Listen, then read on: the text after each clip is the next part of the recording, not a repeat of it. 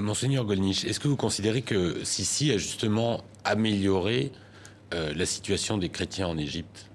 C'est certain.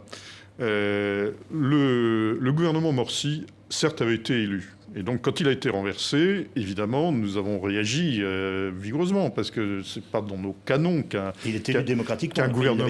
qu'un gouvernement élu soit renversé.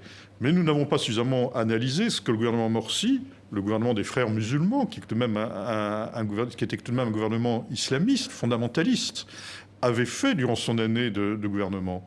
Alors je crois que ça a profondément choqué les Égyptiens. Qu'avait-il fait exactement? Eh bien, il avait clairement dit qu'il voulait finalement... Il ne s'intéressait pas à l'Égypte comme telle, parce que pour les frères musulmans, ce sont des États-nations qui ne sont pas nécessairement leurs préoccupations, qu'ils considèrent comme des héritiers de la période coloniale, des héritiers de l'Occident. Ce qu'ils veulent, c'est refaire le grand califat, le grand califat du début de l'islam. Et par conséquent, ils ont mésestimé le sentiment national égyptien. Et d'autre part, leur gestion était pour le moins difficile. Ils ont mis en place des gouverneurs locaux dont le seul critère était leur fidélité aux frères musulmans, mais qui n'avaient pas réellement de grandes compétences. Et puis, ils menaçaient clairement l'existence de certaines minorités, dont la minorité chrétienne.